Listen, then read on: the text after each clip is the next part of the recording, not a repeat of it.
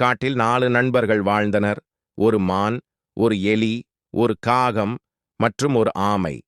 அவர்கள் மிகவும் நல்ல நண்பர்களாக இருந்தனர் மற்றும் பெரும்பாலான நேரத்தை ஒருவருக்கொருவர் செலவிடுவார்கள்.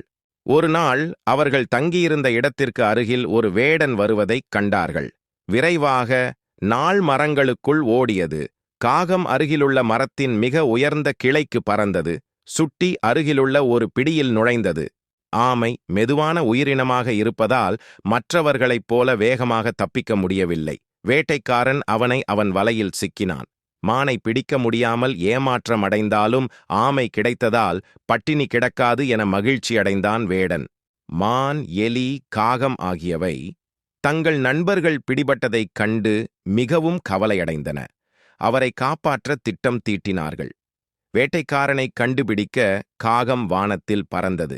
பின்னர் வேட்டைக்காரனை காணாதவாறு அழைத்துச் சென்று வேட்டைக்காரனுக்கு தெரியாமல் எலி அவரை பின்தொடரியது. மான் வேட்டைக்காரன் விட முன்னே சென்று வழியில் விழுந்து கிடந்தன. இறந்து விட்டதைப் போல பாசாங்கு செய்து பாதையில் சிறிது தூரத்தில் படுத்துக் கொண்டார். இறுதியாக ஒரு மான் கிடைத்ததில் அவர் மிகவும் மகிழ்ச்சியடைந்தார். ஆமை சுமந்து வந்த பையை கைவிட்டு மானை நோக்கி சென்றான். வேடன் ஆமையின் பக்கம் சென்றவுடன் சுட்டி பையின் வலையை அறுத்து ஆமையை விடுவித்தது.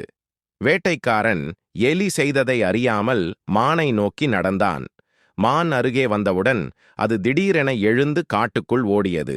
வேட்டைக்காரன் ஆச்சரியத்துடன் முடிக்கப்பட்டான். ஏமாற்றத்துடன் வேட்டைக்காரன் ஆமை இருந்த பின்புறத்தை எடுக்க திரும்பிச் சென்றான்.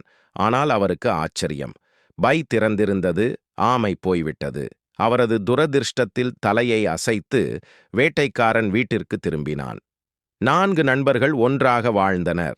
ஆனால் விரைவில் அந்த வேட்டைக்காரன் திரும்பி வந்தால் என்ன செய்வது என்று நினைத்தார்கள்.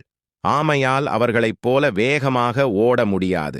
எனவே காகம் அருகிலுள்ள கிராமத்திலிருந்து சில மரக்குச்சிகளை எடுத்தது. எலி மரத்தை கட்ட சில கொடிகளை கண்டுபிடித்தது. சக்கரங்கள் கொண்ட சிறிய கூண்டு ஒன்றை உருவாக்க மான் அவர்களுக்கு உதவியது. அதனால் எப்போதுமே அவர்கள் ஆபத்திலிருந்து ஓடுவது அல்லது விளையாடுவது கடினமாக இருக்கும். அவர்கள் ஆமையை கூண்டில் வைத்து அவர்களுடன் இழுத்துச் சென்றனர். அவர்கள் மகிழ்ச்சியாக வாழ்ந்தனர்.